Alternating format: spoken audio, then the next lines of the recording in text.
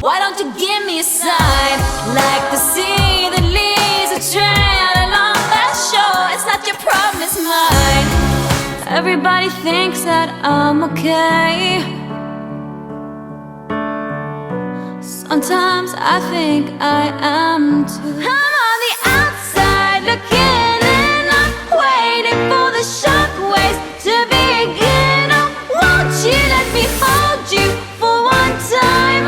Just a rainy day in a London cafe, a London cafe. So give me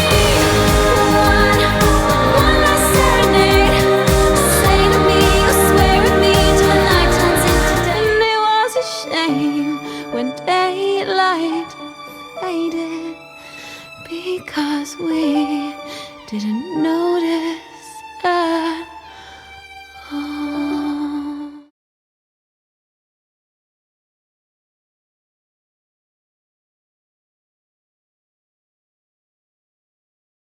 Good afternoon, everybody. Andy Oliver here in London at the Royal Albert Hall for the 2022 Olivier Awards. We've got some great interviews coming up on the green carpet tonight. Stay with us, because you can see all this footage on musicaltheatre.com and the fan carpet.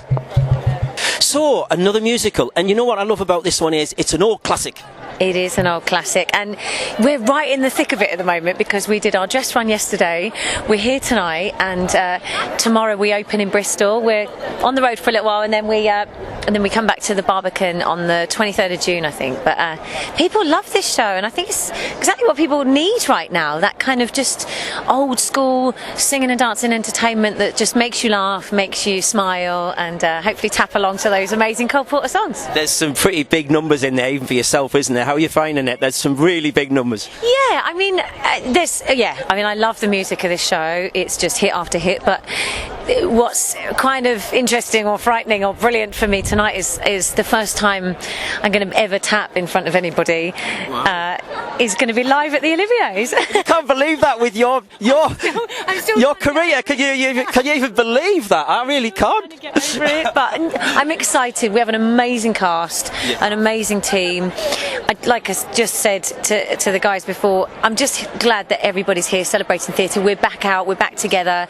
We can hug people, we can say hello to all of our peers, we can watch each other in the show. It's so wonderful. And how did you keep those creative juices going? I know you had a podcast. You've done your podcasts and things when we were at lockdown and stuff, didn't you? Yeah.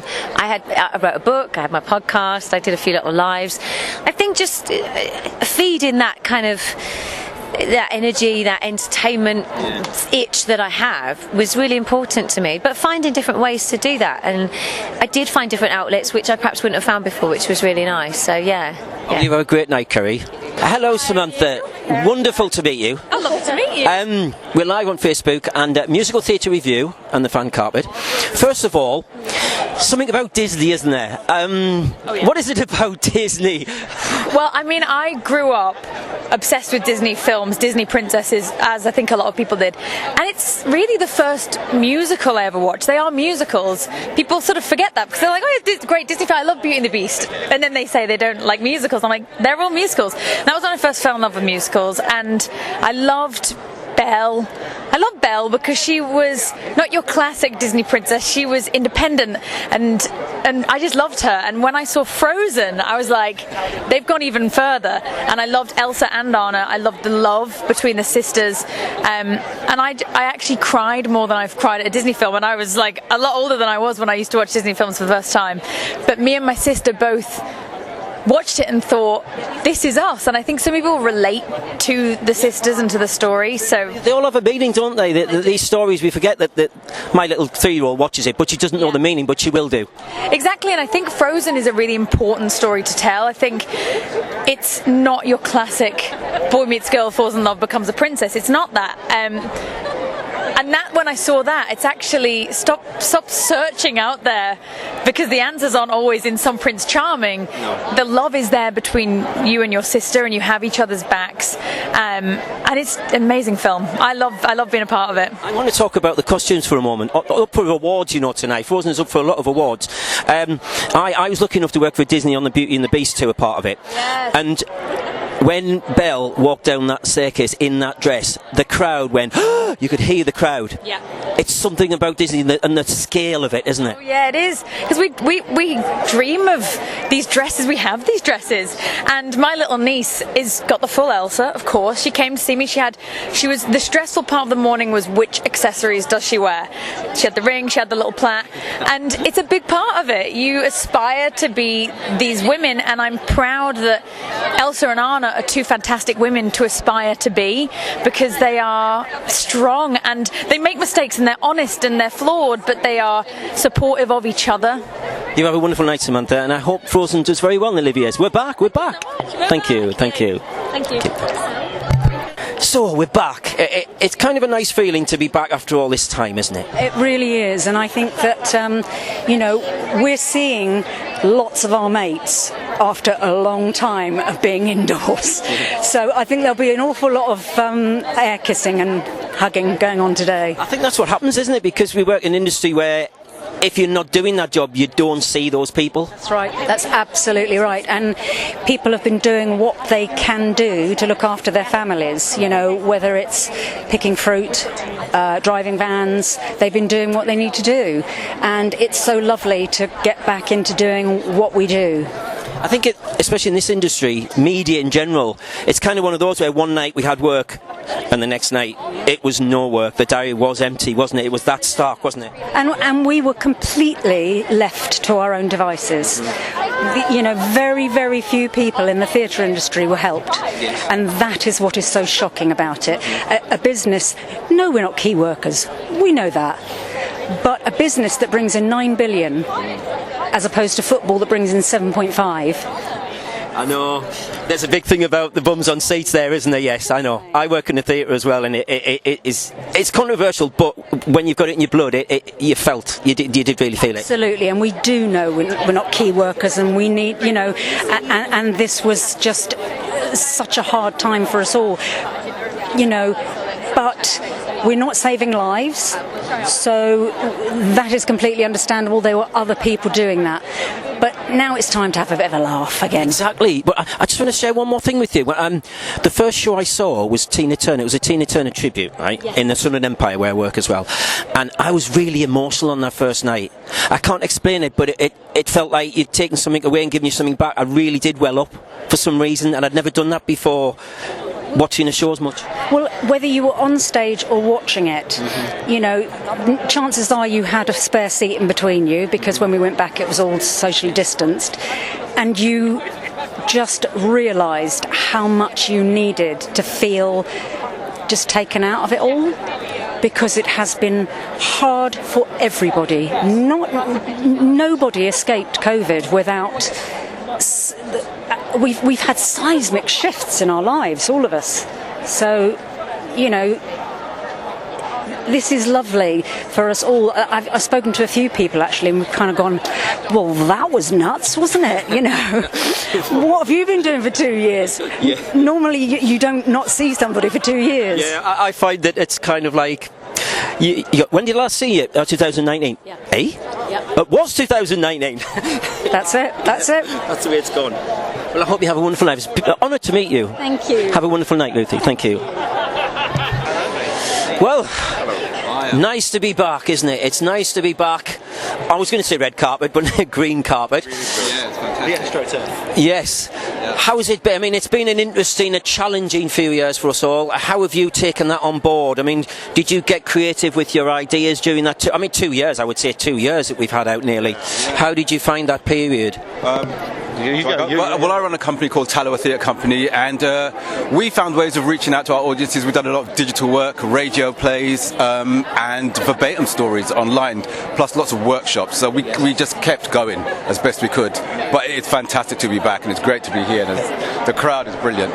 You know what, it's great it's not raining. It normally rains at this awards. Yeah. Again, I found lots and lots of things to do, online things and things like that. But thankfully, work started up quite a while ago. I mean, we did this last year. Yeah. And, work's going on doing another play called Small Island at the moment. And things are going really well. But it's a fantastic day. Yeah. We hope A Place for We does well. We had a fantastic writer, Archie Maddox. Yeah. Fantastic director. Fantastic actors. Yeah, I mean, how did you find that, taking on that role? You've obviously done a lot of different roles, so how did you find that? Yeah, it was fantastic. But I mean, when you've got writing like Archie's and a wonderful director like Michael, it all kind of comes quite easily. I was quite nervous about doing it, particularly because there's, my character's lost his child. It's very, very emotional stuff, and to do that every night can be quite exhausting. But when you realise how good the writing is and how well Archie's written his script, it just kind of comes out of you without you really even trying. So thankfully we were able to lean on that great writing a lot. Did you find that emotionally draining? I mean, or did you do any sort of research with? I mean, there's a lot of groups for gentlemen who lose children, unfortunately, isn't there?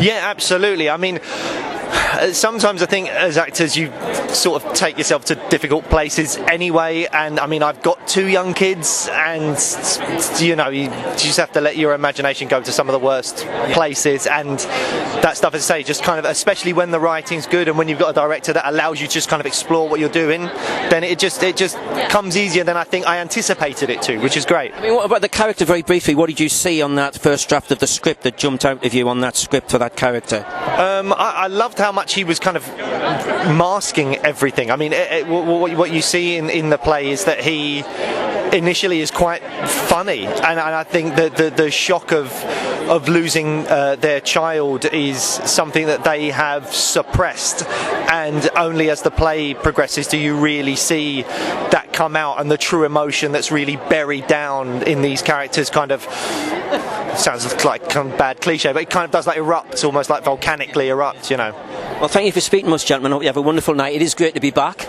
Long may it continue. Thank you. Thank you for speaking to us. Thank you. Thank you. Good evening, gentlemen. Well, thank you. Thank you. The black on wine. We're live on Facebook as well. First of all, when did you come up with the idea to bring this iconic movie? I mean, what's 1985? Something that has resonated with many decades, really. When did you first sit down and go, let's do this? It actually had its origination when Bob Zemeckis and his wife saw The Producers on Broadway. And she said to Bob, hey, did you and Bob ever think about adapting Back to the Future as a theatrical musical? And Bob said, that's an interesting idea. No, I'm going to talk to Bob about it. So we kicked it around and we said, well, let's get these guys. Let's see what they think. And the next thing we knew, this was February 2006, and we said, why the hell not? Why not? Yeah, exactly. It began for the 4 of us with a lunch, and the agenda for the day was, can Back to the Future be a musical? And of course we had no idea. And the meeting ended with Gale and Bob Zemeckis saying, Al, you and Glen, go write some stuff. Yeah. That's how we'll know. We need some music to see if it can be a musical. And we did. The thing about this film is it's so iconic, and even the decades, even the children growing up love it, as well as us, as well as older people. My generation, I grew up in the 80s. What is it about that original movie that has resonated with these audiences for what 35, 36 years now? Well, I mean, if you could go back and meet your parents. Yeah, go on their first. Fly on the wall on their first day. Yeah, I mean, right? Everybody wonders about that. That idea. Doesn't matter how old you are. Doesn't matter what country you live in. Doesn't matter your ethnic background. It's a universal thing. Yeah. My parents were once kids, and something happened on their first date. And I can't believe it, that they were once kids. It's not true. Can't be real. Well, I hope you're obviously up for awards tonight. Best of luck, guys. Thank you for coming here on this wonderful night. Yeah. Not raining, which is great. Thank you for speaking to me. Have a great night. All right. Thank you. Thank you. Thank you. 2 gentlemen from Back to the Future. That's all right. Come and speak to us. We're live on Facebook, and we're live on Facebook, aren't we? Yes, we're live on Facebook. Oh, there it is. Live on Facebook and musicaltheatre.com. Actually, that's a good opportunity to do that. Sorry. There's always one, ladies and gentlemen. There's always one. So, up for an award tonight. A very special night for a very special musical, but a very special story, isn't it? This story, isn't it? The whole story of Back to the Future. It's gas, mate. It's like, to be honest, I don't think I could have more fun in a show playing the romantic lead opposite someone who loves me, but I can't love them. Romantic lead? I think weird George. Are you about to say you are? Are you about to say the romantic lead?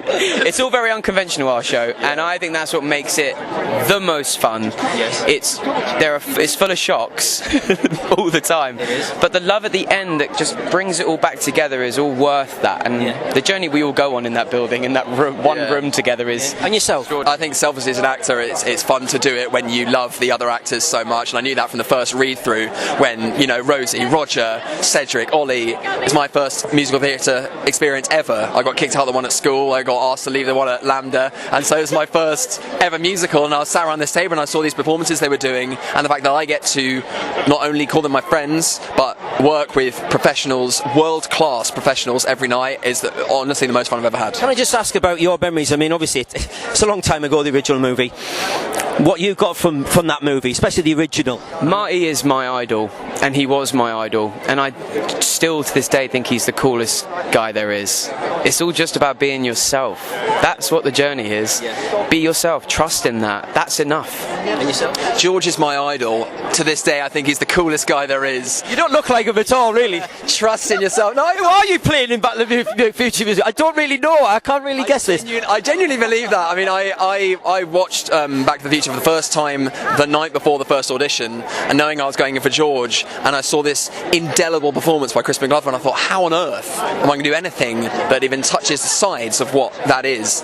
And then you sort of dig into it, and he's not just this comedy clown loser, he is who I was when I went to school. And to get to play around with that and every night sort of go from gawky loser into non-gawky loser, and then we walk out stage door become gawky loser again. It's a privilege, and it's But I think we can all take something from these characters, like yourself when you were at school. Certain things you go, I was like that at the school disco. I was like that, weren't we? Really, some of us. Yeah. So when I go up to Lorraine every night and sort of profess my love, you hear a lot of the audience go, "Oh yeah, I did that."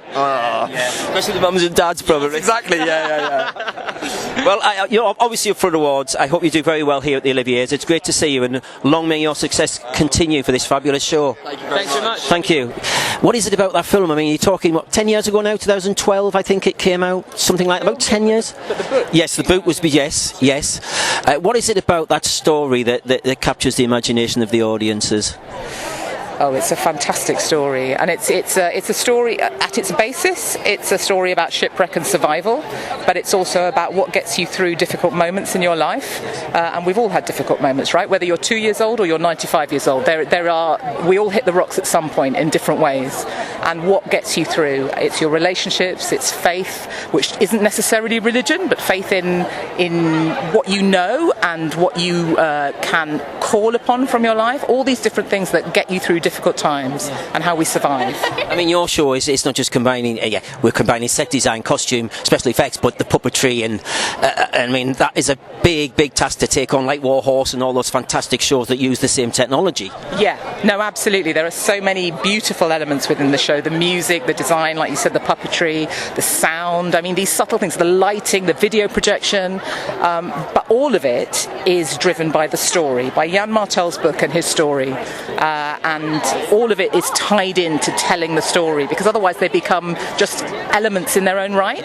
And so when they're tied into the story, it takes on a new meaning, which is really... How did you sit down? I mean, you sit down with the production team, and you've got to get that ocean looking like as far as you can, like an ocean and a boat. I mean, that is a... How did you go about that? How long did it take?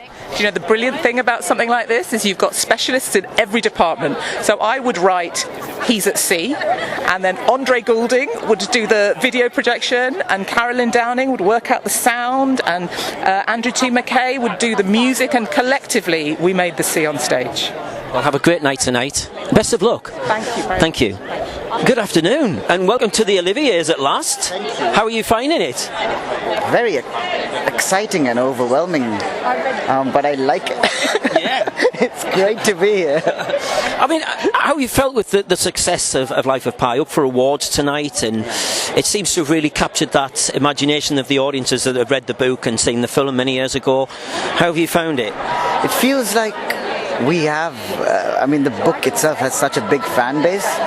When people read it, they really appreciate the way we tell the story, I can feel it at the end, even through the thing with the giggles, laughs, the gasps, I can sense it when I'm on stage, and they're with us, and I'm really proud of what we've created, As an actor, I think if you go to film and you talk about somebody working with green screen and CGI, you're acting with something, you've had to take on something a little bit different with working with puppetry.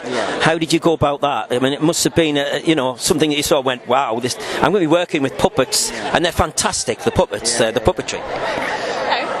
It's quite cool. Because they work in two different ways. When we're rehearsing, they don't always wear the puppet because it's quite heavy. So it's three actors, just sort of puppeteers moving together in sync, and everything I do, they would react, three of them. And it brings a sort of sense of power in me, and also what we're creating. And when the puppet comes on, as soon as there's breath in that monster, you really do believe it, I was about to say that, as an actor, you're probably in that moment anyway, but you're actually really believing that these are real, because they are meant to move and look real anyway. And the way it's been carved, because all bits of the puppets look like driftwood, and that sense gives it a really eerie sense as well. Like all the animals, I look at them, but it's also like a sort of a skeleton, weird sort of trip that it's on. Well, best of luck tonight, up for an award, so I hope you win an Olivier and have a wonderful night. Thank you. Thank you for speaking to me. Thank you. And the puppetry involved, we're going to talk about that specifically. Come close, if you just want, can you come just, sorry, because this won't go as far. This is an art, isn't it? It's a craft, puppetry. How did you become involved in that? It is a specific craft, isn't it? It is, and I think you can come to it from many different backgrounds. A few of us have just done puppetry, a few of us are actors that have fallen into puppetry, because it's just another way of expressing a story and a character on stage. So I think we're all quite au fait with being physical, and we like using our body to tell a story, and that goes into a puppet very well. I've been speaking to the cast and the writer and the lead actor about this, and I spoke to him about CGI and acting, an actor with CGI, but he's acting with puppetry and how he got that, and he said it was quite strange at first, but he got used to it because it feels like a real animal. He felt if at the end he thought it was a real animal, and that's obviously good for you, isn't it, to portray that? It's that's pretty much all we can ask for, isn't it? I think if he has an emotional response to what we're doing, that's just job done, isn't it? Like if we can breathe life into an inanimate object like that, that's the dream, isn't it? So. And Hiran's amazing as well. Like he helps the audience along to believe that we're a Royal Bengal tiger on stage every night, and he does an amazing job. He's our fourth puppeteer, which is what we call the person on the outside. So he has to also do a lot of puppetry himself by making us look like we've got scary teeth and weight and things like that. So he's one of us really as well. I love the way theatre has evolved, because years ago it wasn't so much puppetry, but then we had Warhorse. Warhorse seemed to change the game. We saw a horse and we went, wow, this can be done, wasn't it? How did you find that? Did you get inspiration from that as a puppeteer? Yeah, I'm really lucky because I didn't come at this straight through puppetry. I come at this first through acting, and what I found is that the technical aspects of acting have to be applied to puppetry, and that's really exciting. So at no point was I moving a toy. I'm always using and creating a real animated real person, or a real animal in this case, and that's something it's really important that people recognise the skill and the work that goes into creating reality, and it's exactly the same as an actor would approach in doing a talkie. I guess it's like Andy Serkis in The Planet of the Apes and Gollum. The mannerisms come, isn't it? And that's how you probably see it as well. Yeah. Well, the traits of an animal. Yeah, we definitely bring in the qualities, but then transfer it to the puppet rather than, and that's the slight difference. But and I really enjoy that. Yeah, that we're serving the puppet, and I really love that. I mean, this story, I won't leave you out, it's all right. You can, this story is, it's about a journey. It's about a man's journey and a story behind that. But those animals play such a pivotal part in that story. Because they go on the journey too. It's like we were talking about this in rehearsals the other week. Like the tiger's there with Pi throughout it all, so he goes on the same journey he does, and it's not that nothing's left out of that. And it's the magic of it as well. We don't start and end at the same, and if we have, we've done something wrong. And the roller coaster of their relationship as two characters throughout this story is just wonderful to be able to portray. Thank you for speaking to us. You've all answered. That was my job done. Thank you very much. That's all right. Thank you. Presenting an award at the Olivier's. Yes. Does it get any better than that, Eric? I'm sure it does. This is really fantastic. I mean, we obviously had a difficult time, the world did, but we're back. We're celebrating, and I couldn't be happier to be here. What was it like? I mean, I've said this to a few of the artists, for me included.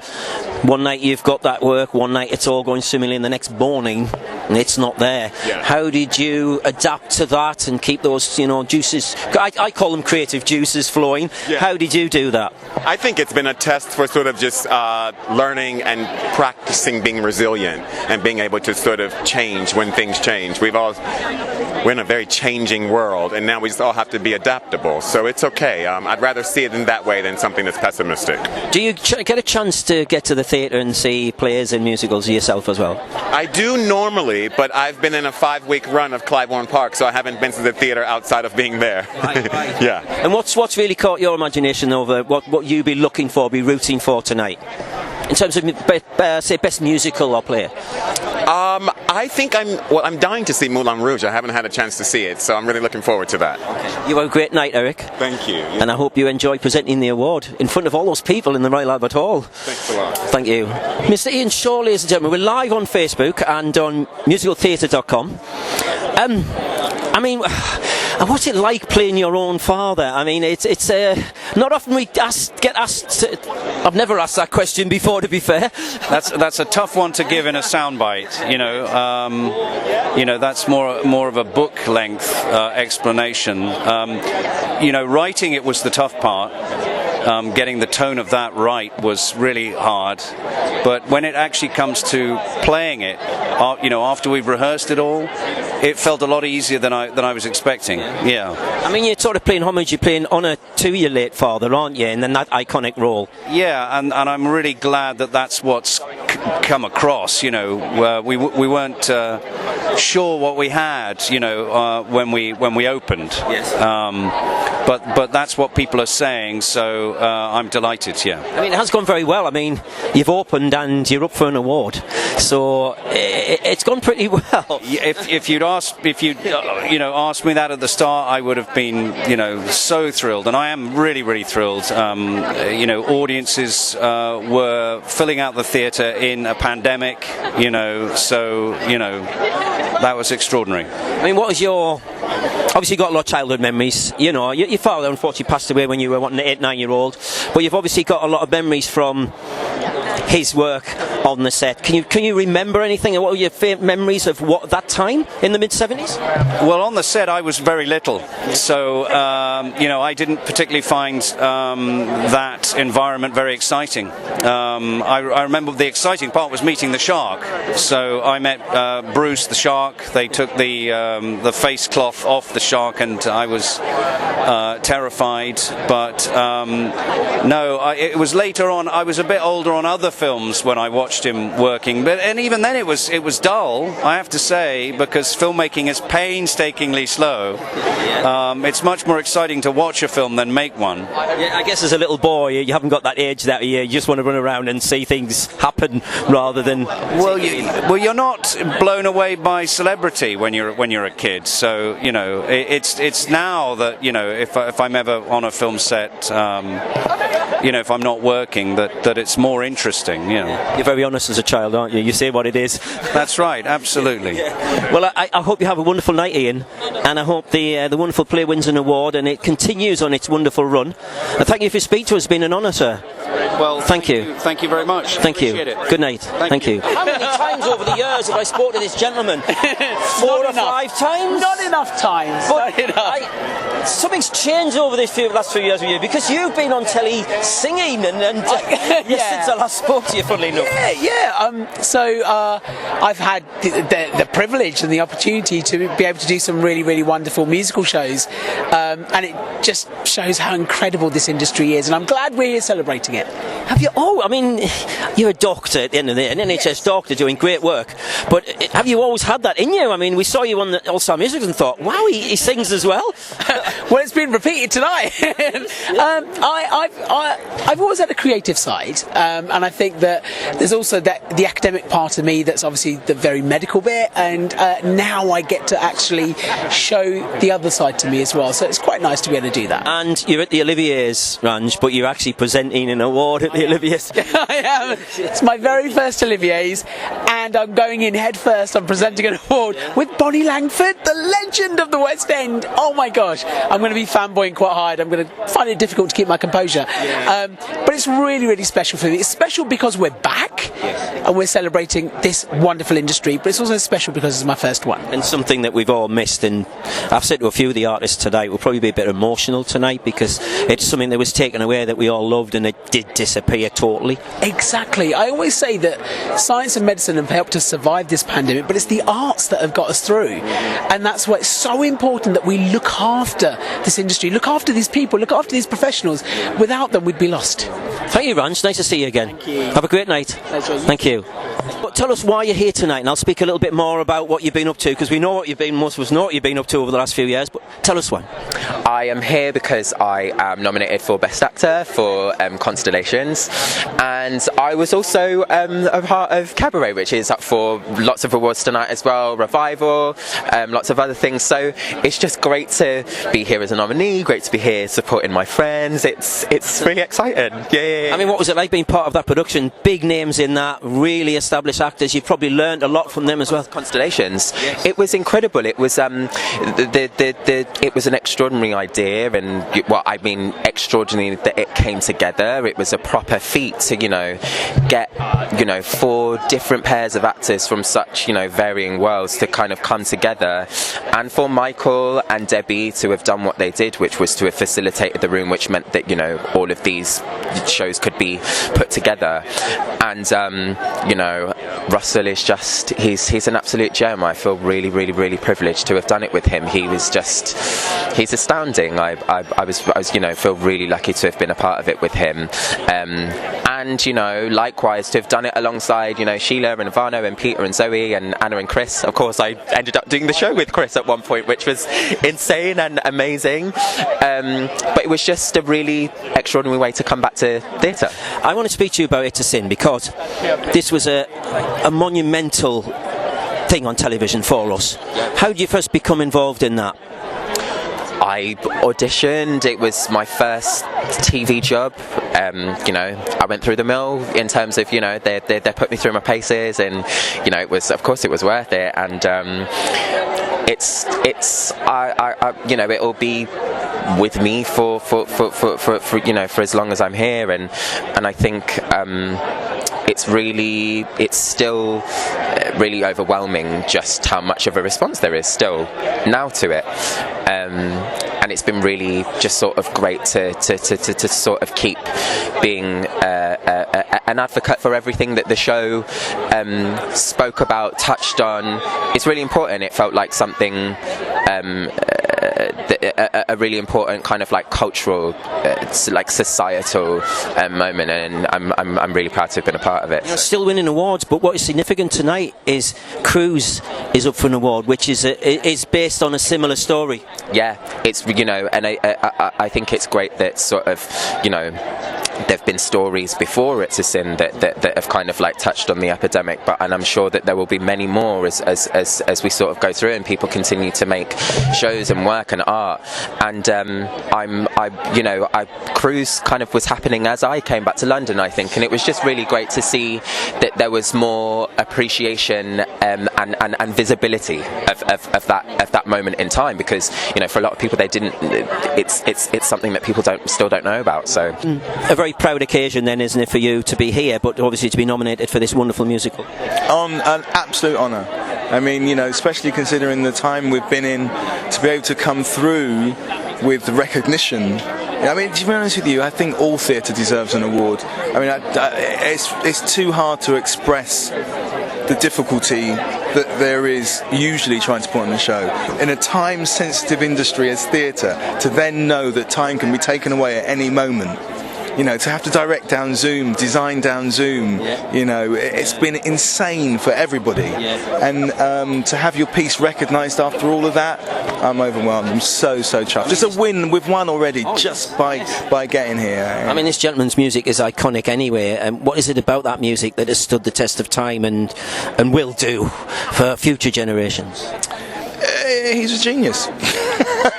You know what I mean? I mean, he's a genius that also spoke from his heart, spoke the truth about what people really experience, and decided to be a martyr for that cause.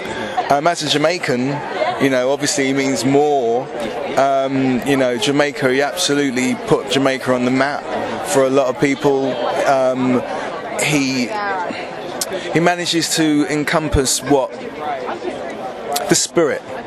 He manages to encompass the spirit of what Jamaicans want to put throughout the world. Yes. Well, thank you for speaking to us, and best of luck. I'm sure you're going to win an Olivier tonight. Oh, you're sure? Good. I'm pretty sure. I feel it in my blood. I feel it in my blood. Yes. Oh, I'm in trouble now. I'm in trouble now. Okay. Have a great night. Thank you. Thank you. We're all dressed up for the occasion tonight, but it's great to be back, isn't it? Yes, it is amazing to be back. This is my stage wife, by the way. This is Gabby Brooks, if you didn't know. Who plays Rita Marley. But yeah, it's good to be here. I mean, you're playing somebody who, I spoke to your director about this, an icon who has stood the test of time and will do for future generations. Yeah, no matter where you're from, no matter what your background is, what is it about that man that has done that? I swear to you, I didn't know the real meaning of legacy before taking on this role. Wow. I mean, the depth of this person, and the message and how far it goes, it's just this thing that reverberates, since his past. It's just continued. It's like a ripple, that just goes out and out, and it's never going to stop. And it's because of he preached the truth, Bob, and the truth, it's just kind of, it finds its way into every corner of the earth. And so, yeah, I'm glad to be one of the messengers, today in 2022. I mean, you're not taking on fictional characters, you're taking on real life characters. How did you find that, and going into the background and the backstory of somebody who actually exists? I mean, it's incredible. There's not many times you play a part where you actually have so much to draw from, so in some ways it does make it easier. I won't lie to you, there's a pressure there, but I sort of relish the pressure, because it just means that every single night when I go on stage I really respect the person that I'm playing, and it means that it just gives me a purpose every night. Well, thank you for speaking to us. Best of luck. Thank you. Up for an award tonight, up a few awards, so I hope you win. Yeah, 4. Yeah. Thank you. Thank you. Tell us why you're here tonight and who you're representing, very first, for all our viewers out there. We're here representing the play, Mike Bartlett's new play, The 47th, that has premiered at the Old Vic. And we're presenting tonight, Lydia and I. Very excited to present Best Set Design and Costume Design. And there's some sets, there's some great sets. The big Disney one, there's lots of big sets this year, isn't there, that tell the stories. It's true. I don't know if you've seen Frozen yet, but I absolutely lost my mind. And my nephews, who are 7 and 5, they said, Auntie Lulu, how did they do that? And then the other one went, magic. It is magic, isn't it? Theatre is magic. Yeah, Disney do it on a, what I would say, use the word grand scale. Yeah. I would say like grand. Let's use the French. And obviously, we're back now. How did lockdown affect you as actors, as performers, in a time when the diary just was shut? blank overnight. How did that affect you? How did you keep going, and how did you get back into it as well? I mean, it's like riding a bike sometimes, but how did you get back into it after all that time not doing it? Were you like a coiled spring ready to come back? I was indeed a coiled spring for the theater. You know, fortunately, I was able to do some film and TV production during this past couple of years, which has been an incredible blessing and tremendous. I'm so excited about your Whitney Houston film. Oh, yes. I'm playing Sissy Houston in the new Whitney Houston film that will be out later this year. But as far as theater is concerned, you know, many of my colleagues and I myself, you know, we didn't have, it was shut down. It's so exciting, and I can feel the excitement around here at Awards Night to get back, to come back together, to bring the community back together, both those on stage, behind the scenes, and the audience, in such an incredible and tremendous event. So I'm personally very honored to be here. I think you'll probably find it'll be a bit emotional. Like when you first go back to theatre after lockdown, you're very emotional. I think so. I think it's so deeply important to people, but in an invisible way that until it's taken away, you might not necessarily know. And there are it's about emotion, isn't it? So I think emotions will be running. You don't realise what you had until it went. Just like the isn't it? They say you don't miss the water till the well runs dry. So we're back. Theatre is back, and very excited. Well, best of luck tonight. Set design to great category. Yes, it is. Thank you. Bye-bye. Well, would you like to tell our Facebook viewers and our viewers on Musical Theatre Review why you're here and what you're representing first? We're part of the Choir of Man. My name is Ben, this is Miles, this is Nick, and we're a few of the people involved. And we are here because we are nominated for Best Entertainment or Comedy Play. Yes. So how did this show come about then, from the origin? Well, we started out with an idea that it would be a show about 9 guys who met together to sing in a pub, and we started out in 2017, and we got 9 guys together. We saw who could do what, who could sing, who could dance, who could play instruments, who could tell stories, and then we put the show together. And it's a bit like a dream, you know, from Edinburgh here to the Royal Albert Hall. It's madness. You know what, I think Edinburgh does have a good base, because the play that went wrong, those guys started at Edinburgh. I remember seeing those guys at Edinburgh 10, 12 years ago, just in a little theatre full of 50 people. Yeah. And yes, lots of them started there. You know, Pride and Prejudice, sort of. Also, the Shark is Broken. Our fellow nominees. You know, hats off to everyone who started in Edinburgh. It's incredible. I mean, how did you? I mean, we've all been hard. We haven't had an Edinburgh Festival to promote things. How have you found that time? How did you keep going during that time with being creative and obviously using your talents? I mean, it was hard. It was depressing. I can't pretend it wasn't a difficult moment, but I think being able to check in with each other and then the prospects of coming back, particularly coming back with this show, which is so good at celebrating what it means to gather together and having an unapologetically good time as a community, knowing that was on the horizon as soon as we were able to do it was something that kept me going. After having such a break, to come back and see what this show means to people, I think like it's a massive feel-good factor for our show. So for us, no matter what we went through or what we felt, coming back to do the shows and seeing how it impacted people was just the most amazing part. I think what I found personally working in the theatre and doing this is how emotional I felt coming back to it. Really emotional, like tearful emotional, because it had been taken away. Did you feel that? Absolutely, and particularly the Choir of Man is a show about being together. That's the one thing we haven't been able to do in the last two years, is be together, and the Choir of Man is a show about community, about the power of being together. We're much better together than we are apart, so it's been an emotional thing for us and for our audiences. Well, best of luck, guys. Thank you so much. Best of luck, have a great night, we're back. Cheers. That's the main thing. Thanks for joining us here at the 2022 Olivier Awards. Remember to follow us on all social media platforms, Facebook, Twitter and Instagram. We'll see you soon.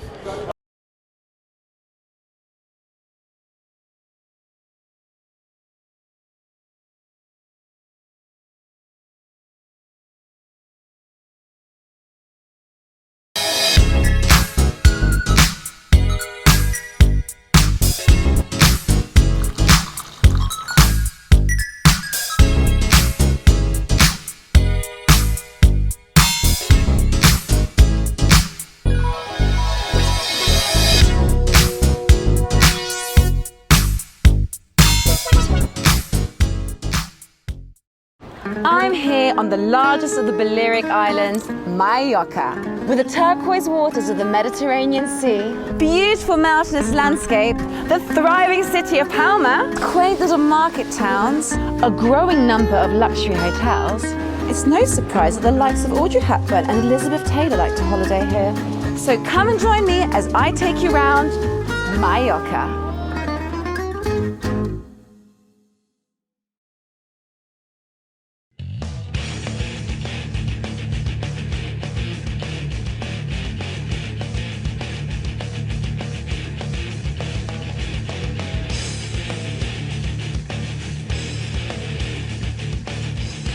thank you for watching The Fan Carpet. If you like this video, be sure to click that thumbs up button at the bottom of your screen.